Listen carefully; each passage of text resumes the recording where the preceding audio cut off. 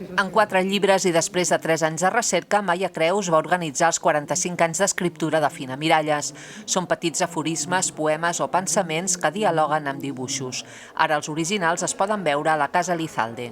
És l'obra més desconeguda de la Fina Miralles. Són els seus dibuixos sobre paper, els seus quaderns de viatge. És una obra molt íntima, molt fràgil, que ella va donar al Museu d'Art de Sabadell l'any 1999 amb tot el seu arxiu. Fina Miralles, Paraules fèrtils, va sortir a la llum el 2017, tot i que els continguts no estan pensats per ser publicats, sinó com un procés de coneixement.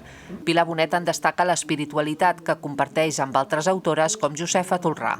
Tota aquesta feina de retorn a la natura, aquesta idea de la casa mare i l'origen com a quelcom sagrat, i parlar de fraternitat, de bondat, d'amor, Déu ets tu, que portes a dins, es repeteixen en les dues i en moltes altres artistes. Tot s'interrelaciona. Un audiovisual que recull una conversa de Fina Miralles amb ella mateixa ens endinsa en el seu pensament. La mostra, que està oberta fins al 31 de març, coincideix amb la gran exposició que li dedica el MACBA, que se centra en la producció dels anys 70.